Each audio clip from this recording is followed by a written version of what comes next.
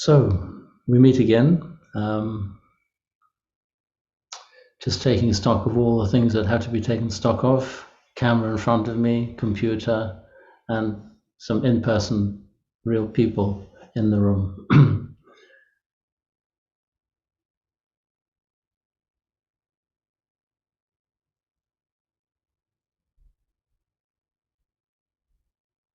These meetings are given a context by our chanting.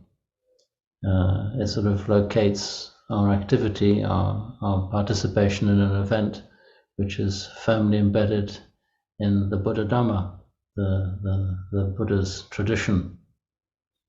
And it's a great privilege to have come across the tradition, the teachings, and a great privilege to be here in the Buddhist Society, which has been established for many, many years and provided access to many people.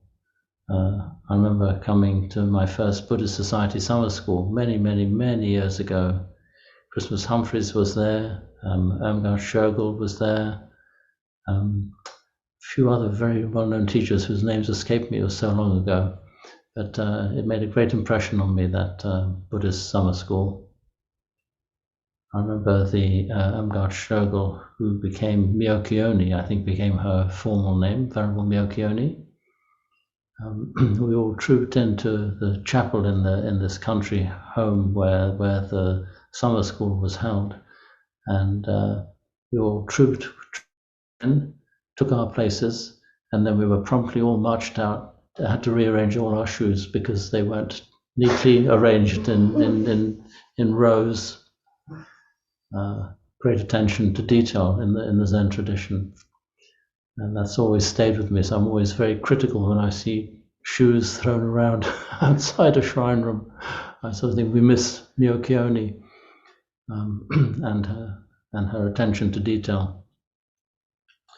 So the format of the evening, most of you is a known one.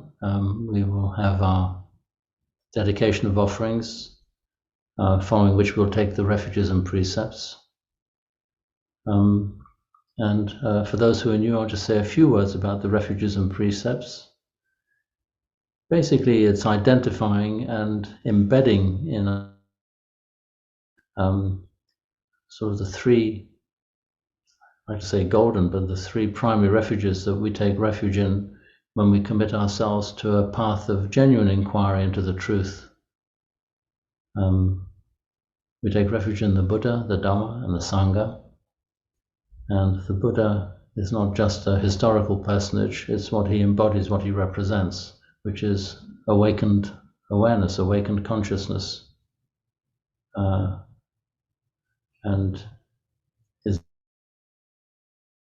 Dhamma, really, is that we too can realize the truth of the way things are. And in that way, find an end to suffering. We take refuge in the Sangha, which is basically fellow travelers in each other's company, and also in those enlightened beings who, as it were, reaffirm the truth of the teachings by their own realization, and in a sense, and hopefully become spiritual friends or guides and mentors. So taking refuge in the Buddha, the Dhamma, and the Sangha puts us into a context, a framework of reference, which is about enlightenment, love, compassion, wisdom, and true well-being based on the way things are. So we will use the chanting book. I must just say thank you to Martin, who's joining us remotely, who will be doing the screen sharing for us. So many thanks to Martin. And we'll start with the dedication of offerings. If you've got a book, it's page 2. Before we actually start chanting, I will light the candles behind me and the incense stick.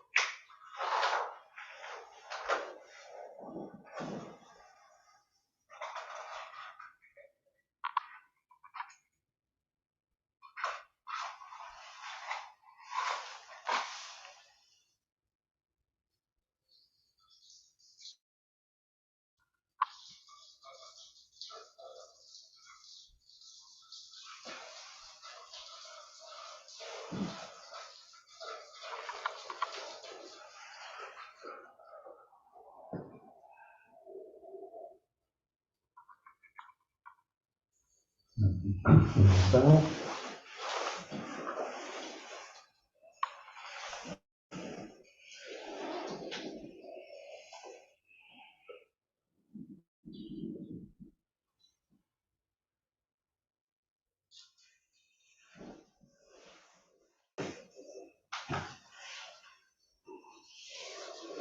you might wish to dedicate this evening's practice to an individual or group of individuals,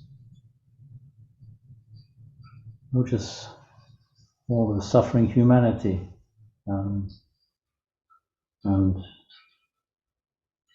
think of them and their suffering, and may it be alleviated. So we'll chant together here.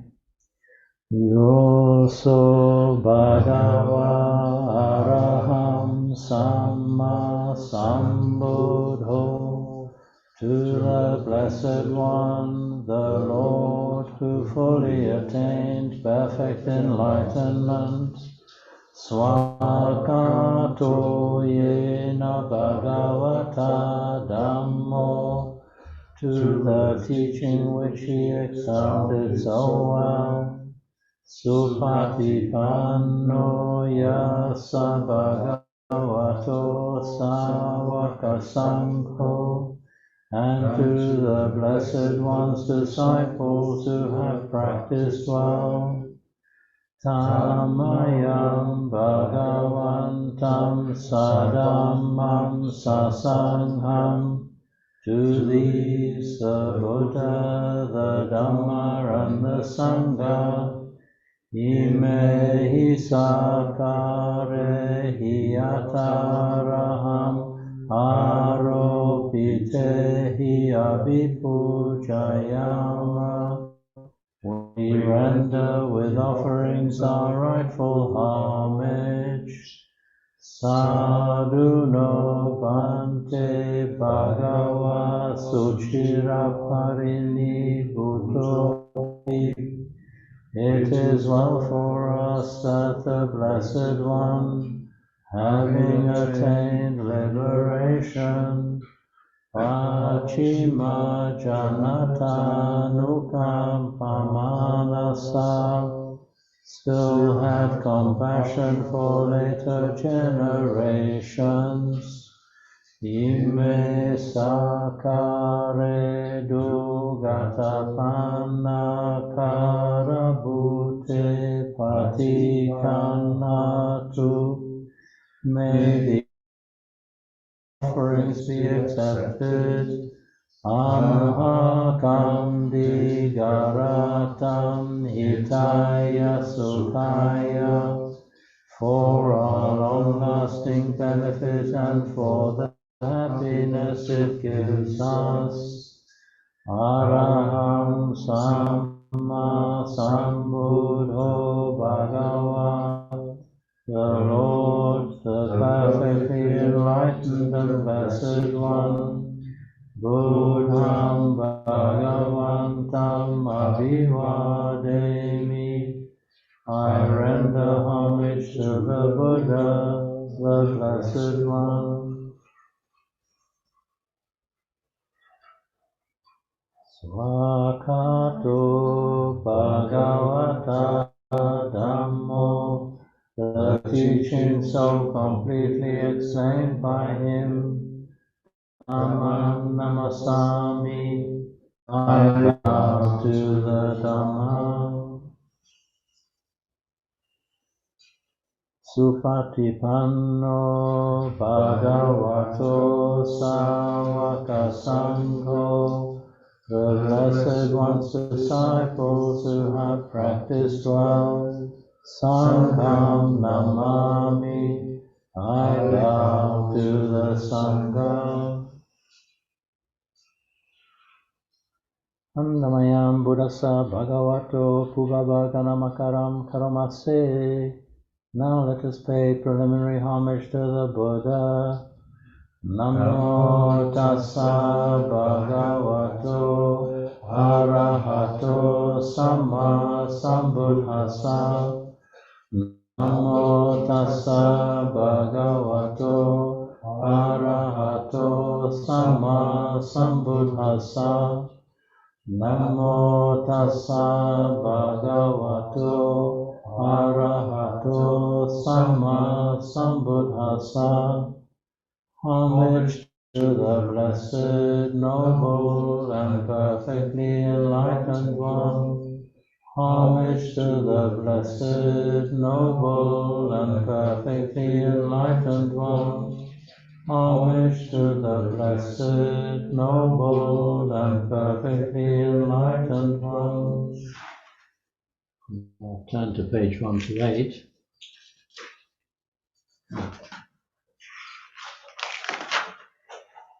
We take the three refuges.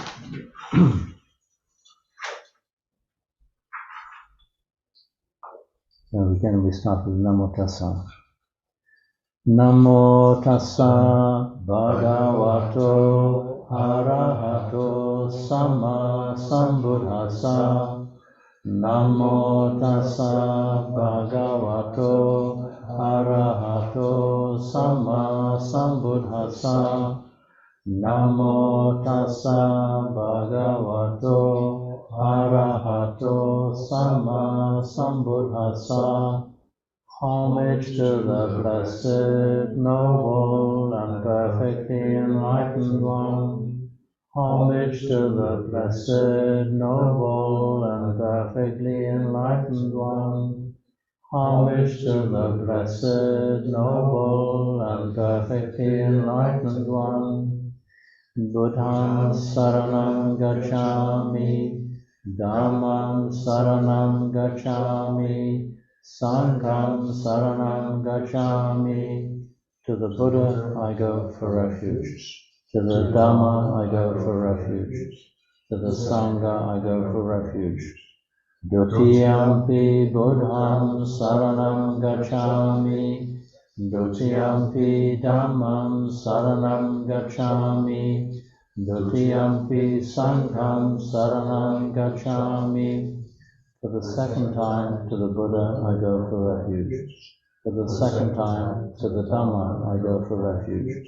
For the second time to the Sangha I go for refuge. Tatiyampi Buddham saranam gacchami, Tatiyampi Dhammam saranam gacchami, Tatiyampi Sangham saranam gacchami. For the third time to the Buddha I go for refuge. For the third time to the Dhamma I go for refuge. For the third time to the Sangha I go for refuge. We go through to the 5 precepts. Anatipata verimani sikhapadam samadhiyami. I undertake the precept to refrain from taking the life of any living creature. Adinadana verimani sikhapadam samadhiyami. I undertake the precept to refrain from taking that which is not given. Kame sume chashara verimani sikhapadam samadhiyami. I undertake the precept to refrain from sexual misconduct. Musavada verimani sikhapadam samadhiyami. I undertake the precept to refrain from lying. Suramera Majja Pamadatamna Verimani Sikhapadam Samadhiyami. I undertake the precept to refrain from consuming intoxicating drink and drugs which lead to carelessness. Imani Pancha Sikhapadani Silena Sugatim Yanti, Silena Bhogasampada, Silena Niputim Yanti, Tasma Silam Visodaye. These are the 5 precepts. Virtue is the source of happiness. Virtue is the source of true wealth. Virtue is the source of peacefulness. Therefore, let virtue be purified. Sadhu, sadhu, sadhu. Now we bow 3 times.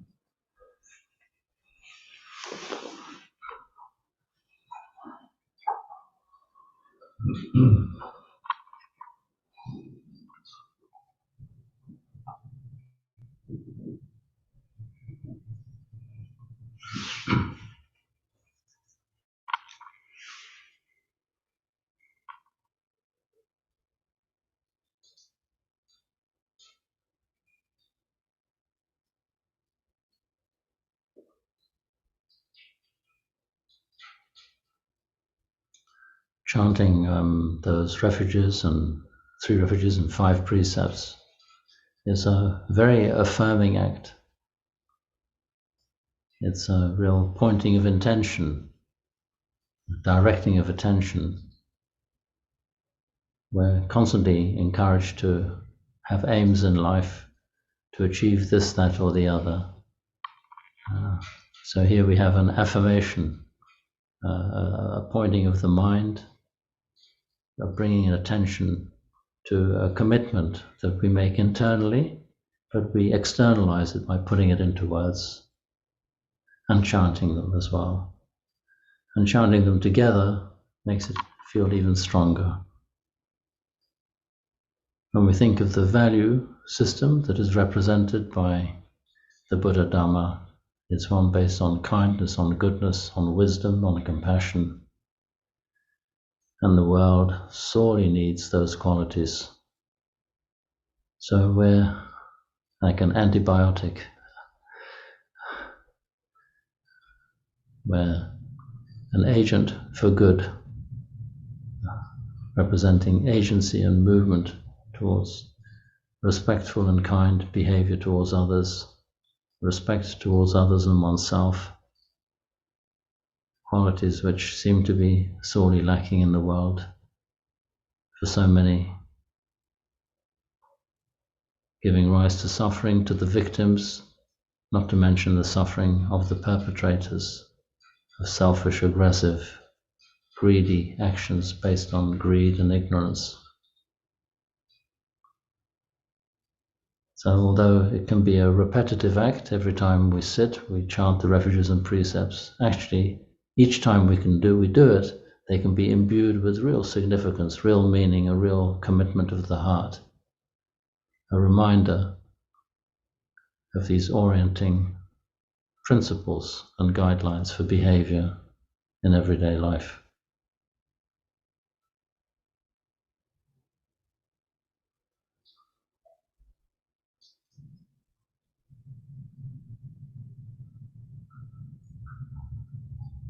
So we'll sit quietly for a bit, maybe half an hour, perhaps a little bit longer, just to take this opportunity to turn our attention very much to the present moment experience, turning our attention inwards. We can help that process by either closing our eyes fully or just half closing them. And hopefully we're all in a safe place, not being bombed or attacked.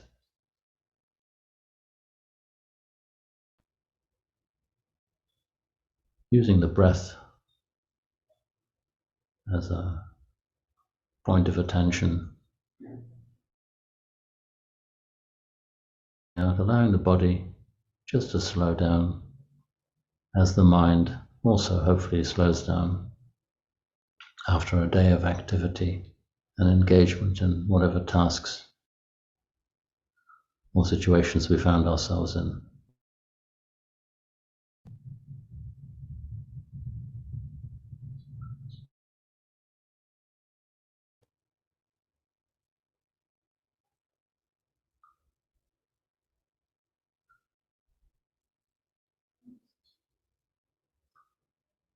So we don't interfere with the breath.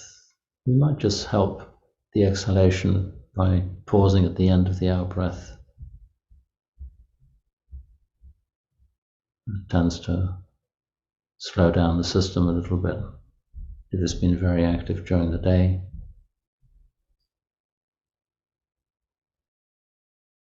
Naturally, nose, breathing out. A second or two at the end of the out-breath. and noticing the effect that it has on the body-mind.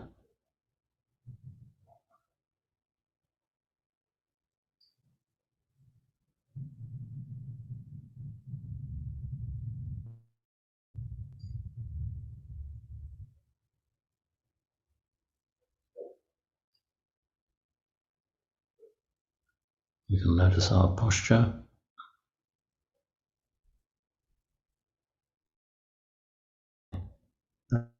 upright, so as to minimize the work of the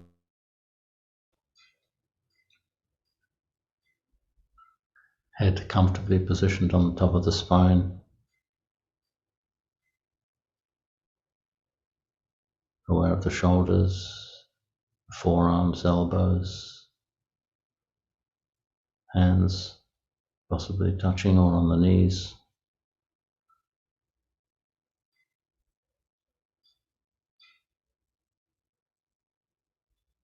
And just noticing where the breath goes, just the upper chest, upper lungs, or as we relax, we notice the diaphragm comes into play. So the breath goes more deeply into the body.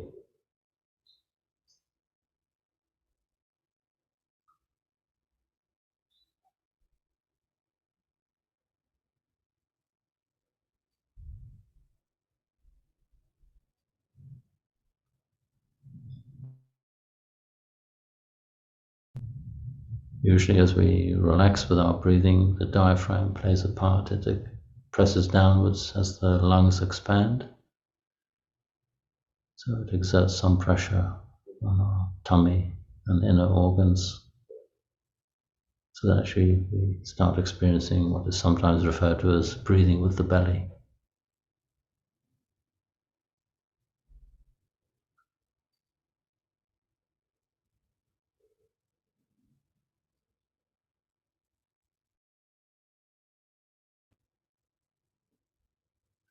Noticing the breathing with the belly, our attention then can focus on our sitting bones, on how rooted we feel, on the legs, thighs, relaxed pelvis,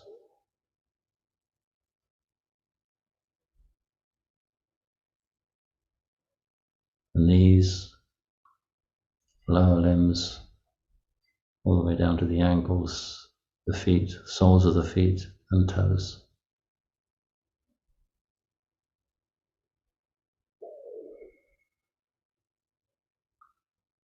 As we consciously connect with all the parts of the body, we may find the body itself might just take a slightly deeper in-breath and relaxing out exhalation.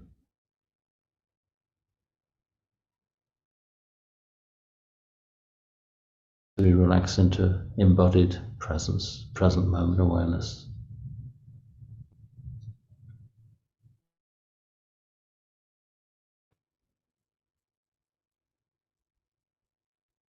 A wonderful opportunity just to be in the here and now. Noticing all the body, on the skin, in the body.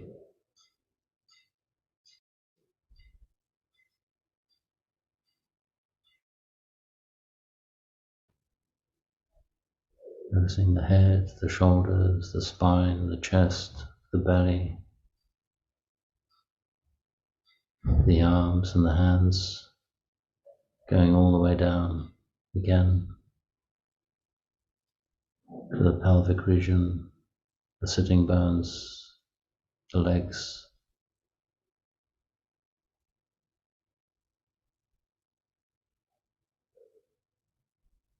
Reconnecting with this wonderful organism arising in our consciousness.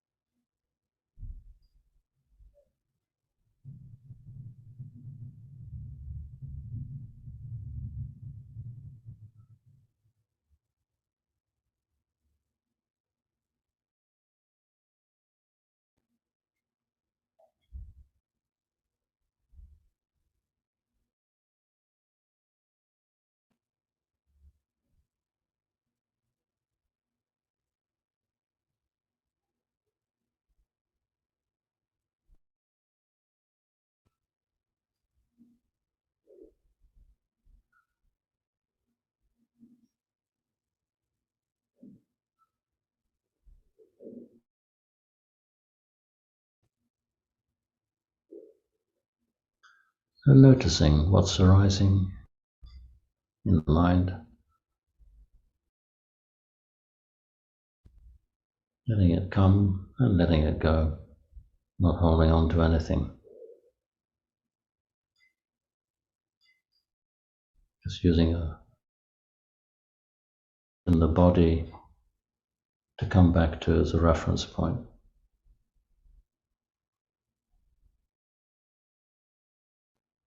It could be stuff from the day's activities, some unfinished business.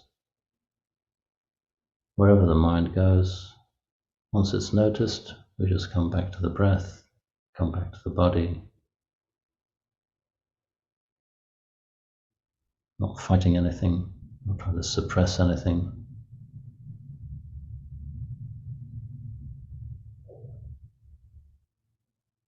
Just being aware.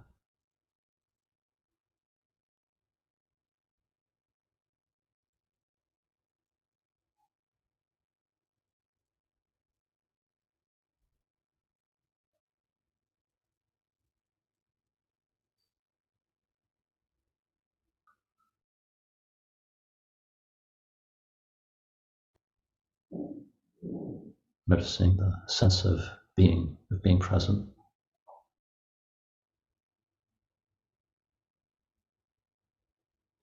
Notice how being present is always constant,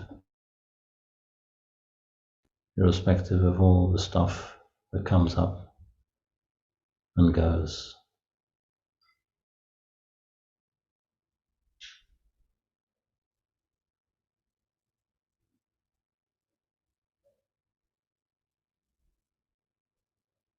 Be it sensations, perceptions, feelings.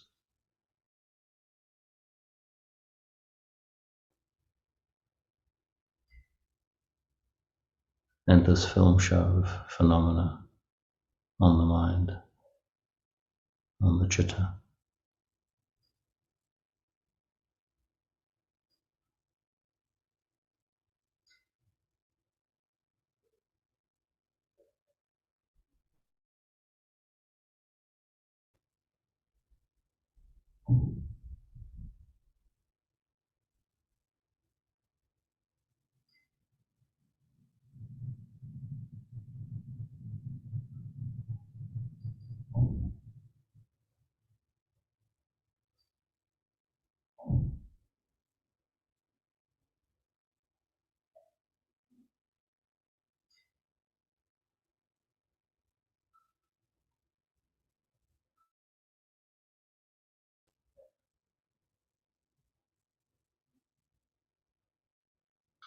Recognizing how the present moment is always present. It's timeless.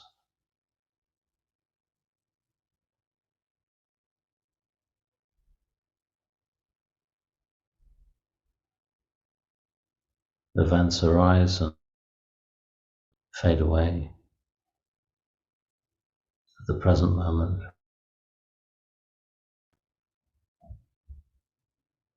so we breathe in and breathe out in the timeless present. Not looking for anything, not pushing anything away, just mindfully aware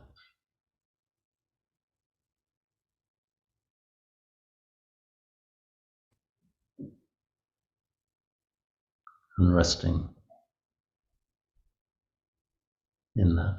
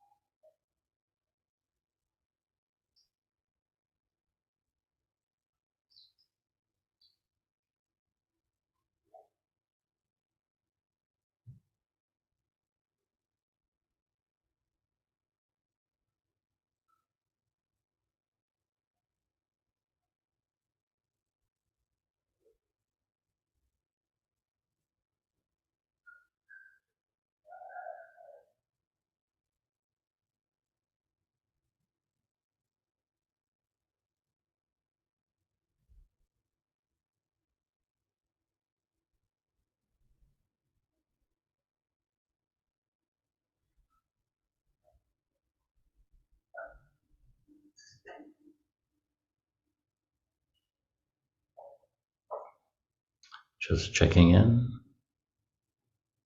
noticing where our attention is, what it might be focused on.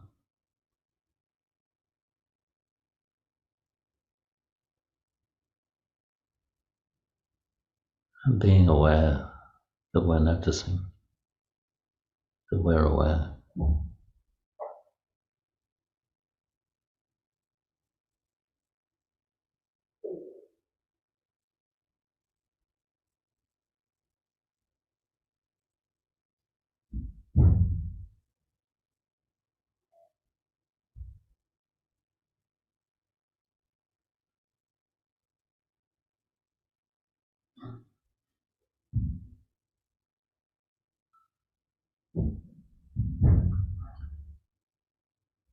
Being the witness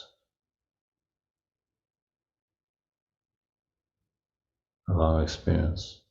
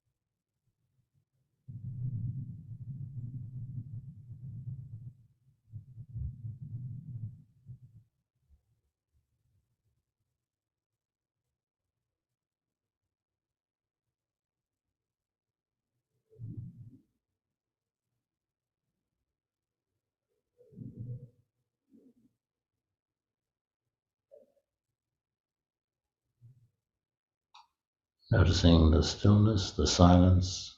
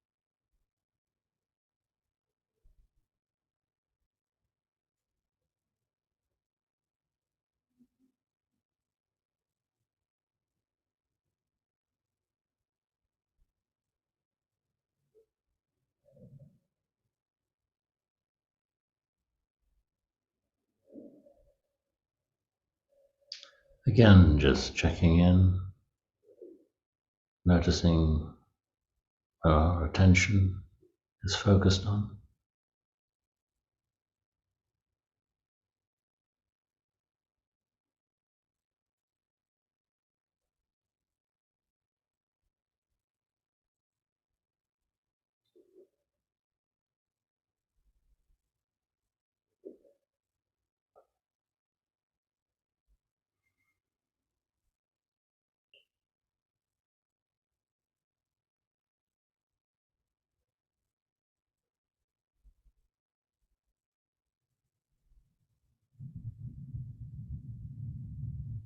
Noticing all the sensations of being embodied,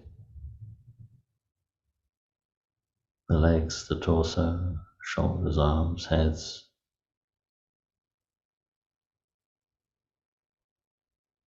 and in our own time, just very slowly opening the eyes when ready,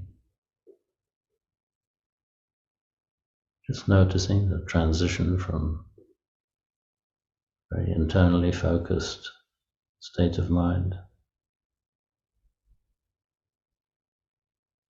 to one that starts taking in colors, textures, space of the room that we happen to be sitting in.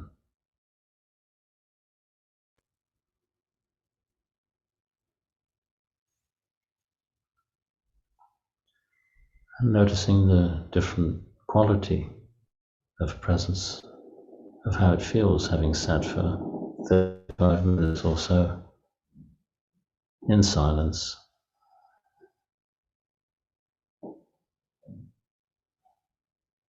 Sitting in silence, attention primarily focused inwards, can both calm and soothe, but it can also reveal. Sometimes what it reveals is not always very easy if there's some drama going on in one's life.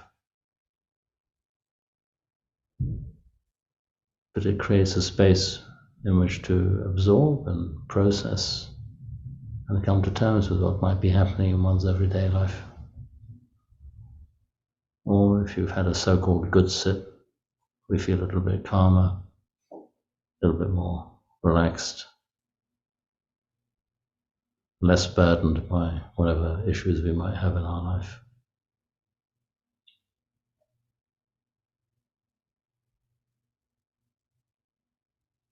I'll just say a few words that came to mind and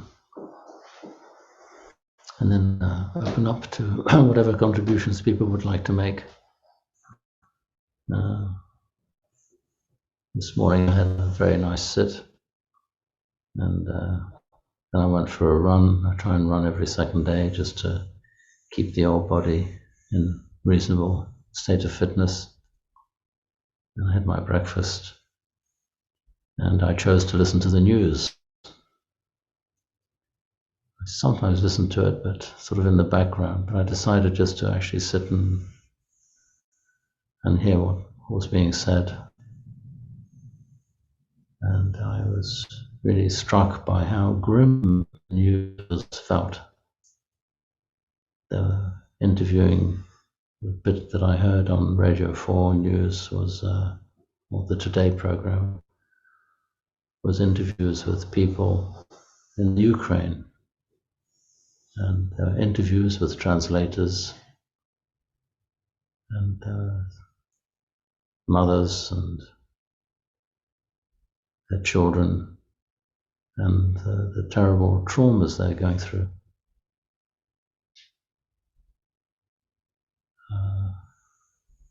The grandfather of this particular family had been hit by some shrapnel, and he took 5 days to die on the kitchen floor because they couldn't get a doctor to him.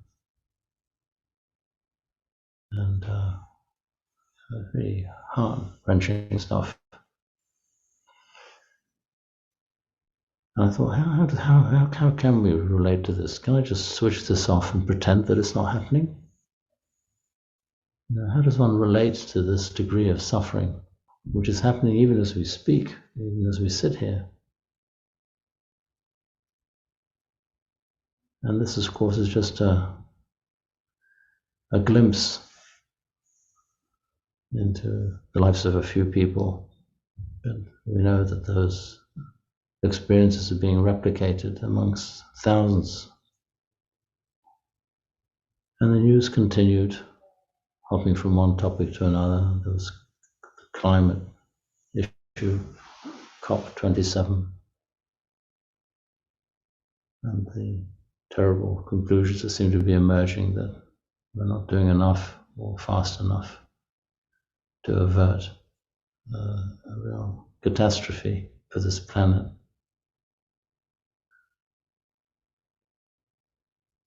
Then there was the state of the economy, inflation, rising prices. It turns out that something like a quarter of the British population don't have any cushion in terms of savings. I think 16% of people have £100 in the bank, and the other remaining part of that, 25%, have nothing, no spare cash, and rising prices. I thought, how on earth does one relate to this information? We can't pretend that it's not happening. At the same time, we can't allow ourselves to be so totally overwhelmed that it sort of prevents us functioning. If just taken at face value, it's incredibly depressing. And then I realized nothing new, but new in terms of a realization, a sort of moment. But what did the Buddha say? He spoke, I teach suffering, and I teach the end of suffering. Well, in the context of what's happening in the world today, it's always been true, but it particularly feels pertinent since we're alive here and now. The end of suffering is what he taught. But the end of suffering isn't on the terms of everyday life, of ordinary phenomena. We can't find permanent, perfect peace in phenomena. What the Buddha is pointing to is that there is suffering. And this suffering is a part of existence, part of samsara. We experience it in all sorts of minor ways, even safe from the bombs. Even if we've got money in the bank, we still suffer. Suffering is inherent in existence. It may be very overt, very immediate. It may be terrifying, but life and death always have been terrifying. So this freedom of suffering really is quite a radical, positing something very radical. And it means that we can't operate and find peace in conventional reality. We may find all sorts of blessings and wonderful things happening in terms of harmony, good people in one's life, and there are plenty of good people in the world. I was thinking of my morning, how fortunate I am to be able to go for a run and have breakfast and sit on a nice cushion in a nice shrine that I have at home. But realizing that all that phenomena is transient as well. So where do we find peace? Where do we find true peace? It's not in conditions. We can't find peace in conditions. But we can find peace in our hearts in relationship to the conditions that we find ourselves in. And if we look at the Buddha's teachings from that perspective, we see that what he offered in the Four Noble Truths was an absolutely perfect assessment of the fact of suffering. Our need to really know our suffering, which is know the suffering, not just our own personal individual suffering, but know the suffering of the world, of others, that we're not separated from. We're not separated from the people in the Ukraine, or the people in Myanmar, or the people in the Congo, or the people in Sheffield, in London, in the street, with not enough money to keep their families well fed. We're part of this human worldly condition, that our relationship to it can either be overwhelmed by the contents of all the things I've just been referring to, or we can find that reality which is always present, which includes all this suffering but is not a part of it. And that's really, we have to let go of everything to be free. And the sort of, not a conclusion as such, but the realization that I have to even let go of existence itself. We have to learn and accept the fact that we have to die in order to be truly alive. I don't want to make that sound too sort of snappily clever. It really is a dying to phenomena, but not a sort of deathly dying. It's just seeing through phenomena, seeing through its nature. We have no idea how history will evolve, what will happen to the planet, what will happen to the human race. But what we do know is that we're in the here and now. And if we do happen to find ourselves in awful conditions, we'll just have to respond to those conditions with an open mind and open heart. Hopefully, fearlessly.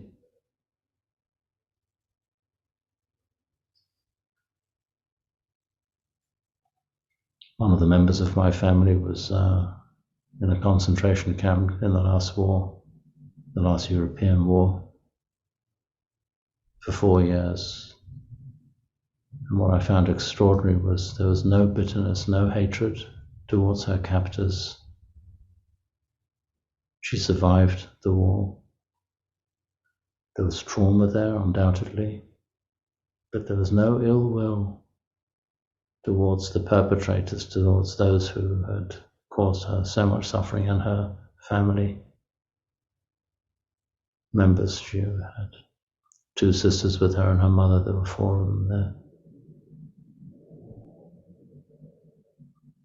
And when we read the accounts of people who have suffered horrendously, the way they suffer is dependent on how they relate to what's happening to them. I know this sounds all terribly grim, and I don't want to depress, but I do want to stress the fact that all conditions are transient. One of the core teachings of the Buddha is insight into that actually liberates us from the conditions that are transient, that we all get trapped in through attachment, through aversion, through fear, through anxiety, through greed. And that our path is really one to be good, be kind, be truthful, respectful of others and oneself, so that at least we're not contributing to the mess the human race can so easily create. And most importantly, gain some insight. Realize what is real. What is real is this timeless dimension in which all this is happening. It sounds so abstract, it's difficult because it can't be measured, can't be communicated except by inference, by pointing, by encouragement. We have to accept the fact that the bodies that we're in will die one day. We have to accept the fact that our feelings, our sensations will come to an end at some point. People we love will also stop existing in our consciousness. And letting go of them is always painful, always difficult. It's not about not having any feelings. It's about seeing that these feelings are all part of samsara, part of existence. And we have a capacity to see into that and not be overwhelmed, not take it personally. That wonderful book title of Ajahn Chah, Don't Take Life Personally. What does that mean? Well, it means to experience what you're experiencing. It's not a denial of life. It's not a pushing away of anything. It's just seeing that this whole reactive process is also part of the world, part of phenomena. But there is a witnessing. There is a capacity for us to see this, observe this, and witness it. And we are the witnessing. But we get lost in what we're witnessing. That's where we lose it, as it were. Get overwhelmed, get flooded.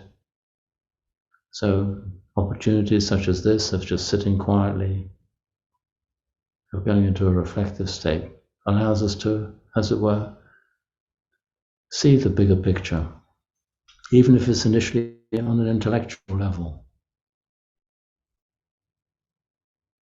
But the penny begins to drop after a while.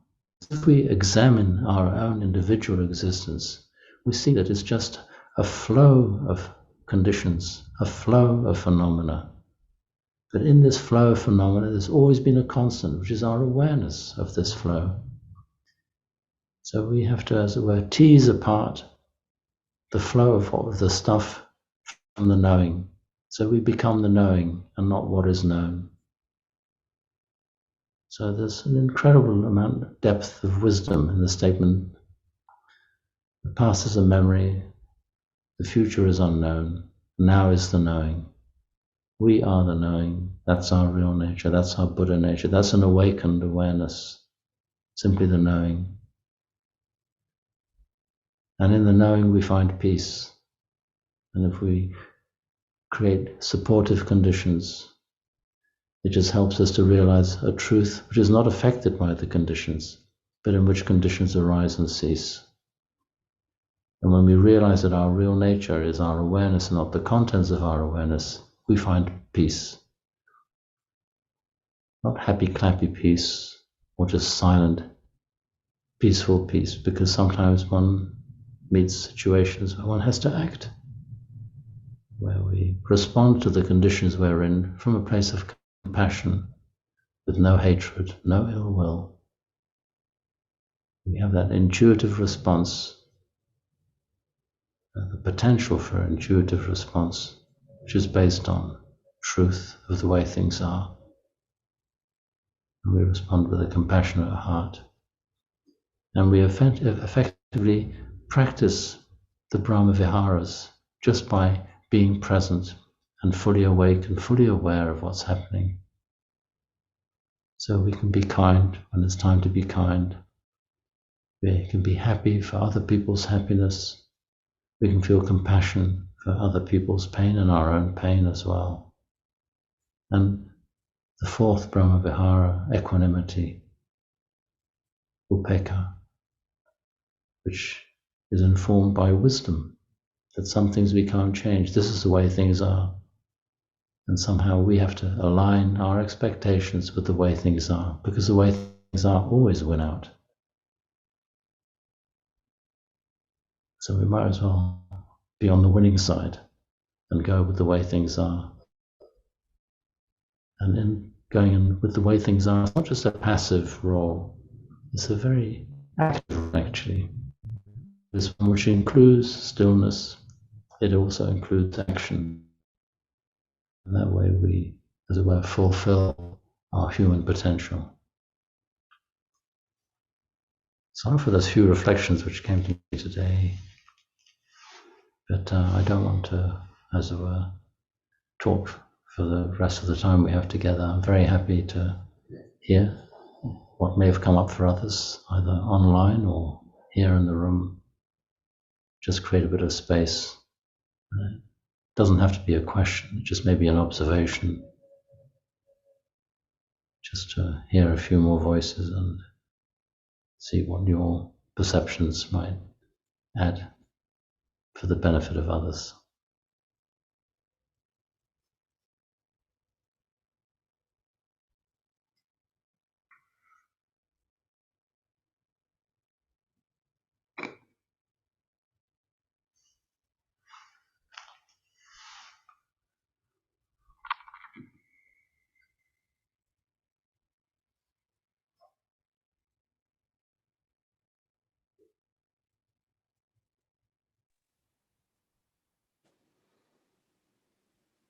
If you're online, feel free to unmute yourself if you'd like to share something, or you can always go into the chat and perhaps I can always check the chat, or Martin might bring the chat to my attention. Madeline bowing in. Hello. Thank you, Nick. Hello, Madeline. For those really very wise words. I was just talking about that very same thing with my sister today, the difficult state of the world and how to deal with it. Can you just say something about speaking up against things that we feel as Buddhists should be spoken up against? For example, hate speech and that sort of thing. Is it our responsibility?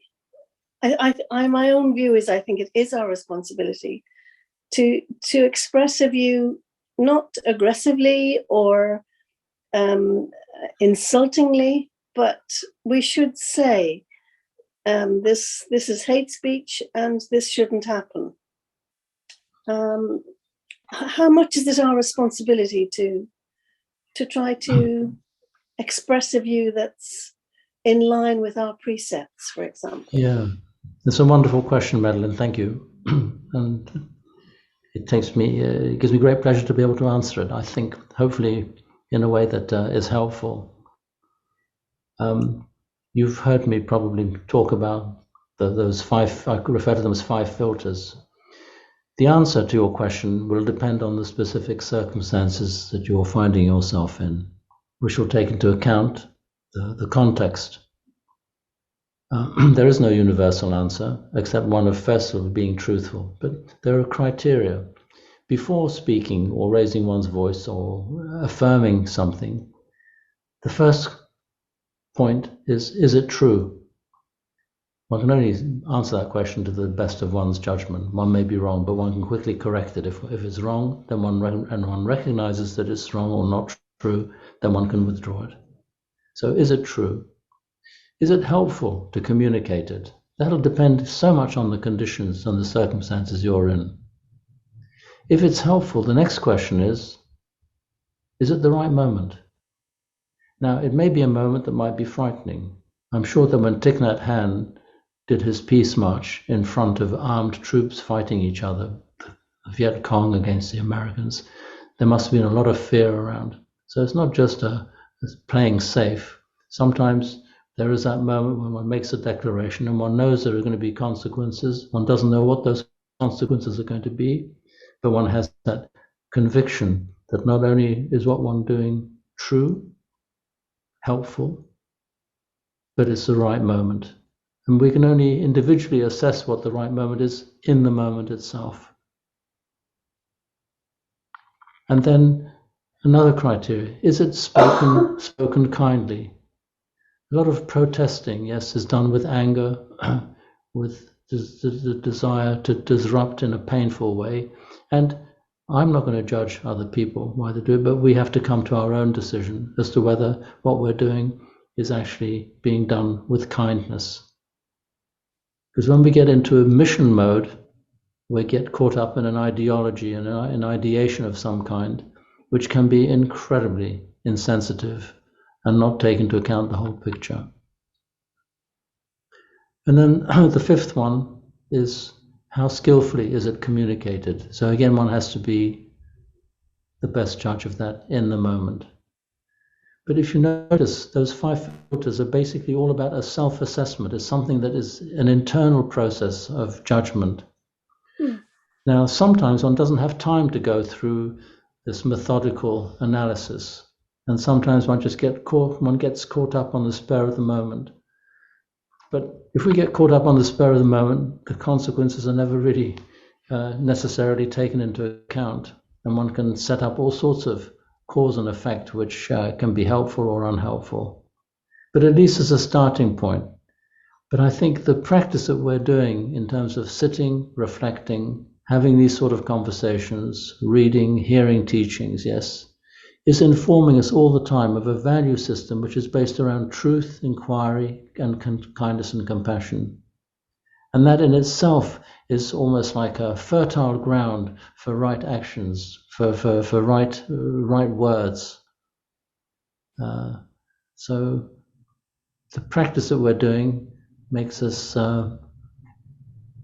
allows us to contribute things to society, to the world around us, from a place of goodness and hopefully wisdom.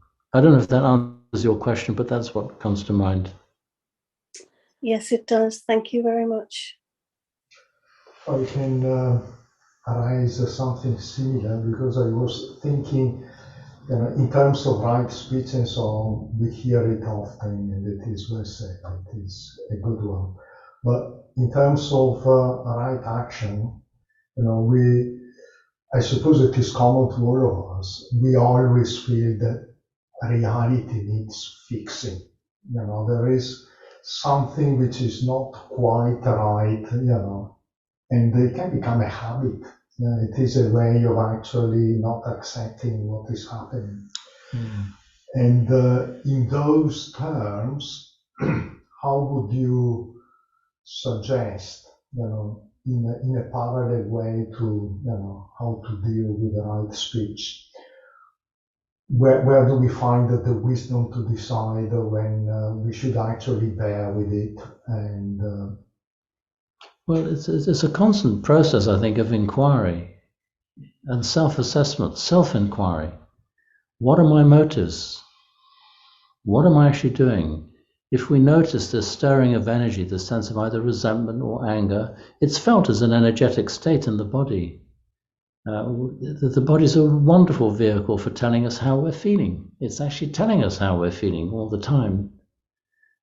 But if we have these injunctions, these pointers in terms of the teachings, these wise words, yes, we know, okay, where am I coming from in this?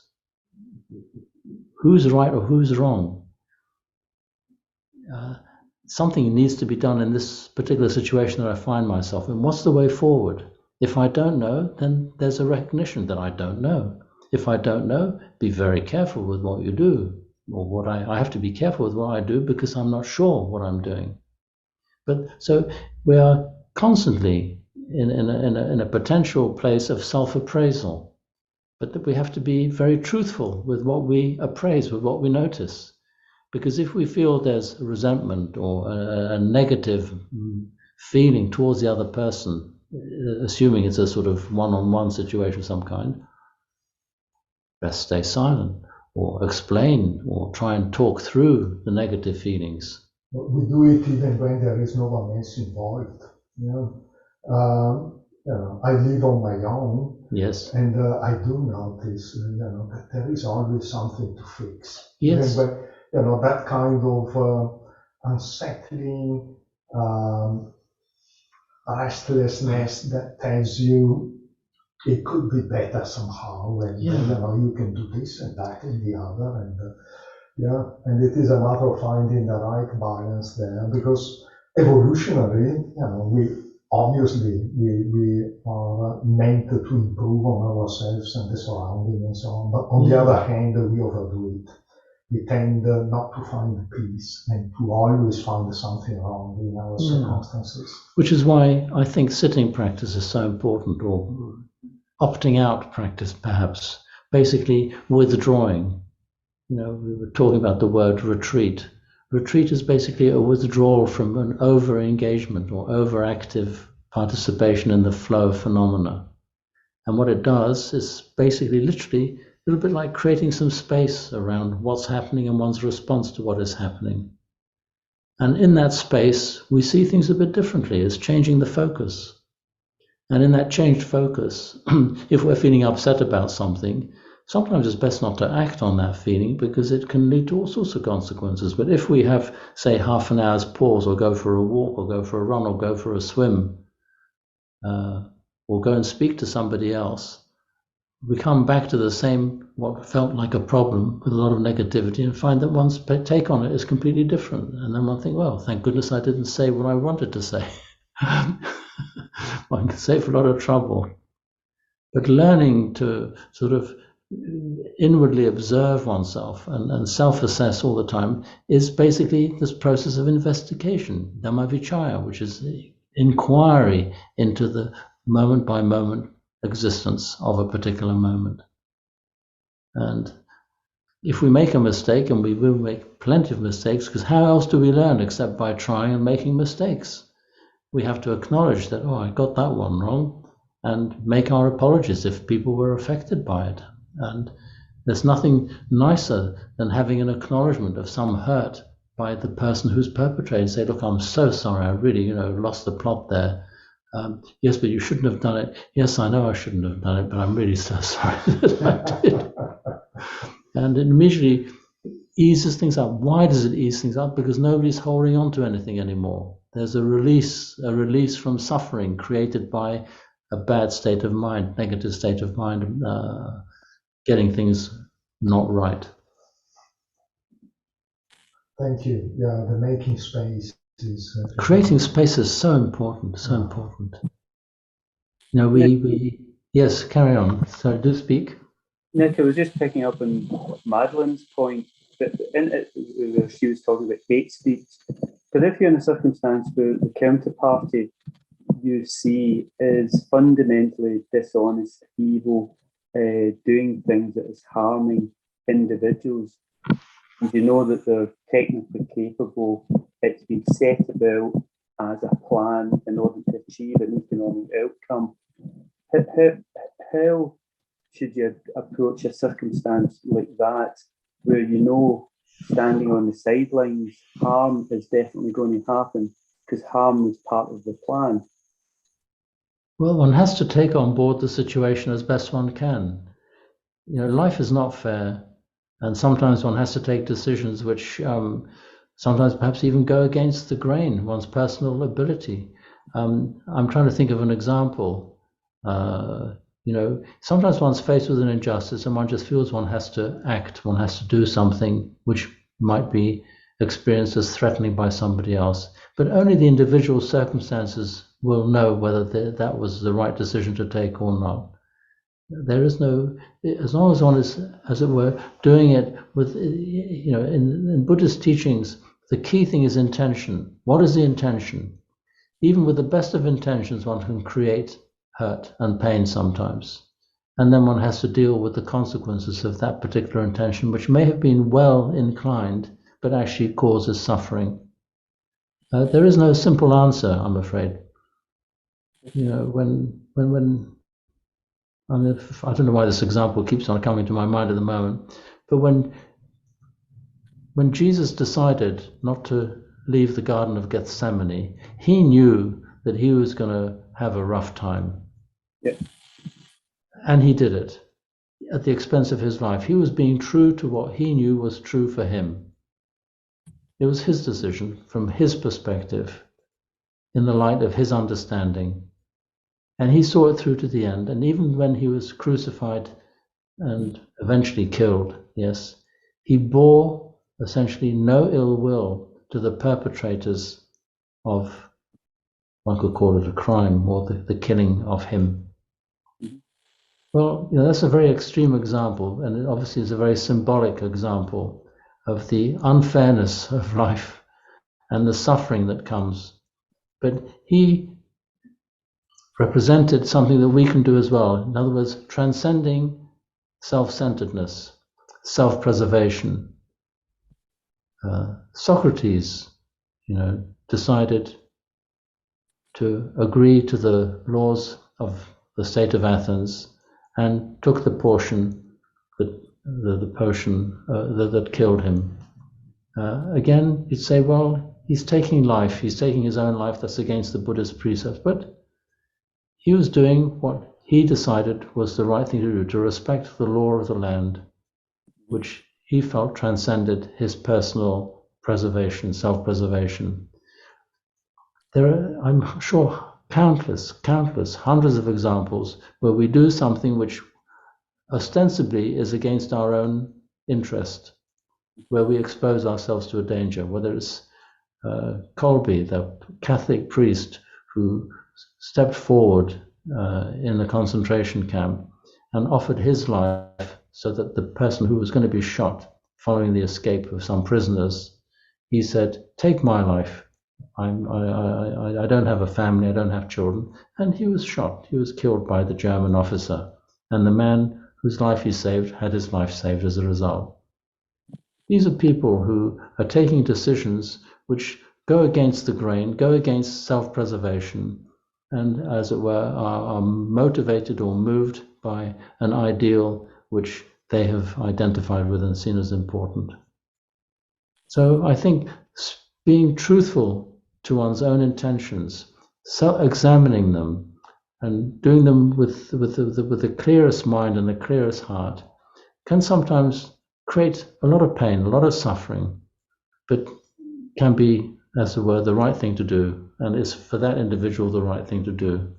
We're not here to judge other people. What we are capable of doing is, as it were, assessing our own motives, our own judgments, and taking responsibility for the consequences, which may mean speaking the truth, and who might take it out on one. I don't know if that goes some way to answering your question, Malik. It does go a long way to answering the question. Thank you.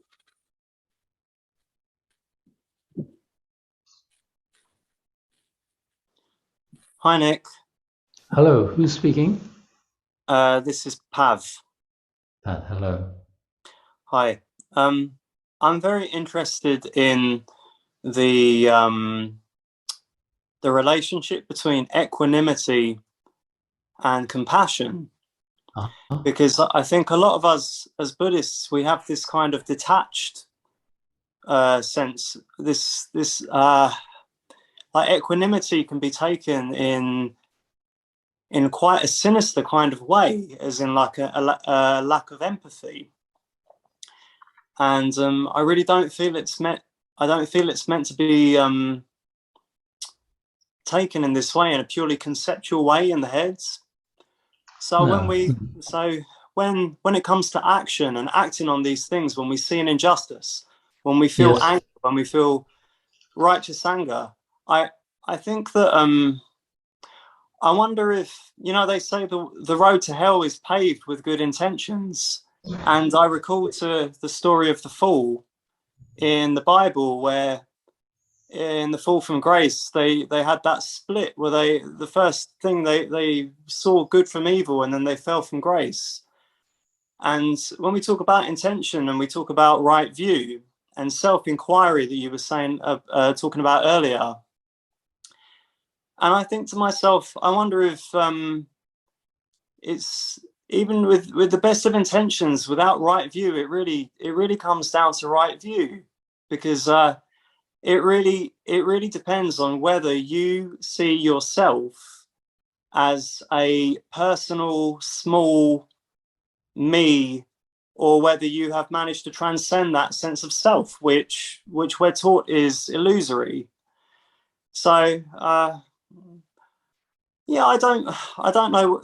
I think there's a question somewhere in all that, but I wanted to bounce that off of you and see what you thought. Yeah. Well, equanimity is the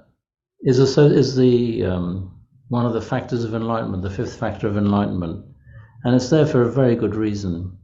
There are some conditions that we have to just accept as given. If a volcano is erupting, yes, it is going to create a lot of damage.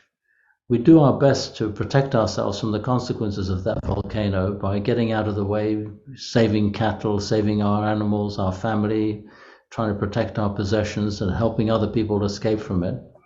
And we can only do so much, perhaps. And then actually the lava catches up and takes over, and actually houses are burnt, people die, despite our best efforts. At some point, there's a moment of acceptance. Well, I've done everything that I can to change or rescue or save life, do the right thing, and it hasn't worked. At some point, there's a point where one comes to a point of acceptance. This is the way it is. Not for lack of trying, not because one's trying to elevate equanimity into a state of indifference, that I don't care what's happening.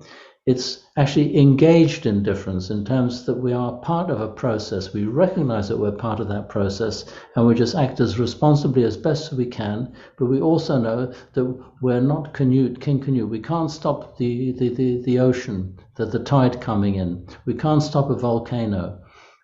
Some things we can't stop. And sometimes we're moved to act and maybe lose our lives in the process. But at that, somewhere there has to be an acceptance. And equanimity is a wonderful quality because it basically is linked with wisdom, with insight. If we don't have the insight, we may be very equanimous, but we can get clobbered unnecessarily. So equanimity is linked with wisdom. And it doesn't exclude compassion. It doesn't exclude kindness. It doesn't include empathy. Quite the opposite. It actually enables them to find their right place in the greater scheme of things. I hope that goes some way to answering your question. Thank you very much. Right, I'm aware of time. We're coming to the end of our hour and a half together. My favorite chant, I think it'd be nice to end on a chant. Reflections on Universal Well-Being. It's so simple, so inclusive, and I've just got to find the right page to point Martin. Martin will probably find it before I do. It's on page 41. Yep, there we go. Thank you, Martin. So we'll chant that and then we'll chant the closing homage. This is a beautiful chant. It's all inclusive, and it also has some really valid pointers and teachings in it that are worth reflecting on.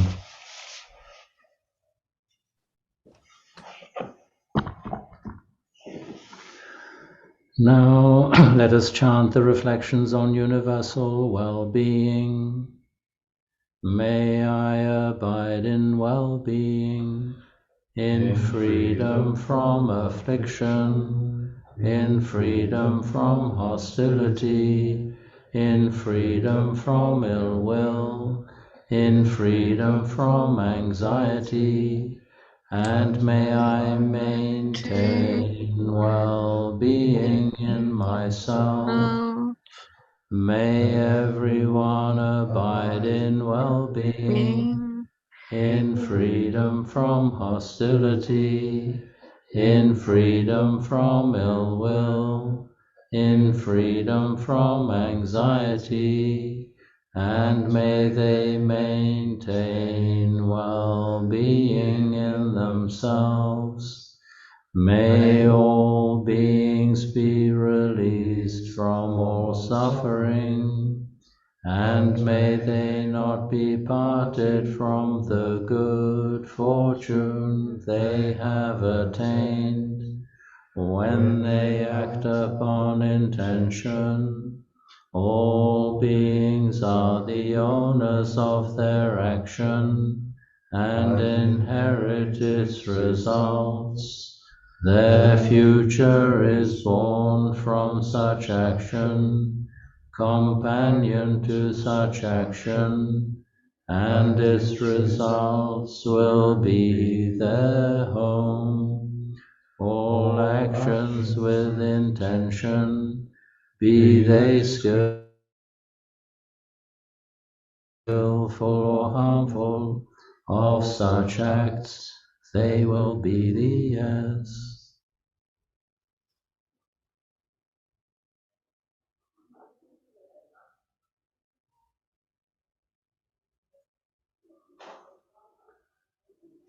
Well, isn't it interesting? This chant actually addresses all the questions that we've been addressing this evening, not only in how to respond in terms of our own well-being and others' well-being, but also this connection that the importance of intention behind every action and every word, actually, and how that dictates the future. So in the present, we find the consequence of our past, and we're actually in the present moment creating our own futures. So we are responsible. That's the thing that actually really is so attractive about this particular tradition, is it doesn't look for higher powers. It always points the finger straight at our heart. What am I doing? Why are you doing this? Why is this happening? Taking responsibility, developing the ability to respond appropriately to whatever situation we find ourselves in. So on that note, I think we're going to end our evening. We'll do the closing chant, which again, if I remember rightly, is page 16, I think. Page 16. I'll just ring the gong here once. We have this amazing bell. You can't see it probably online, but maybe you can. I don't know if it'll sound at all, but it'll be nice to ring it at least once, since we're here physically to ring it.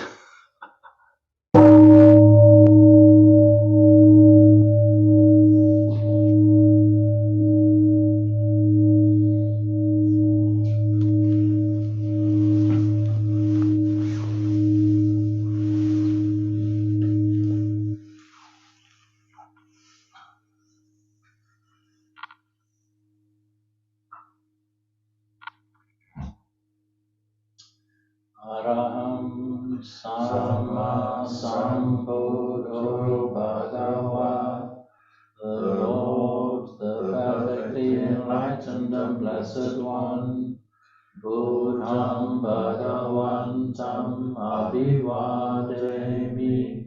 I render homage to the Buddha, the blessed one.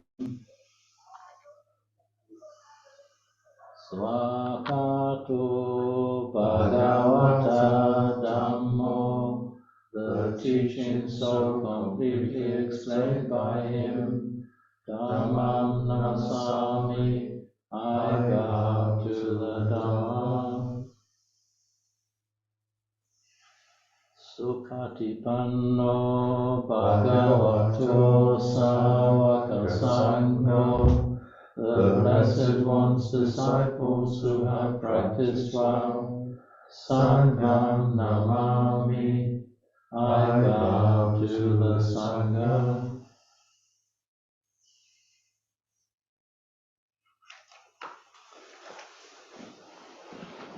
Right, well that concludes our evening. Thank you for joining us. Thank you here. Thank you for joining us online. I wish everybody well. have a good week. And Martin, I believe you're teaching next week. That's correct. Great, wonderful. Thank you very much for the screen sharing and your support, and goodwill to everybody.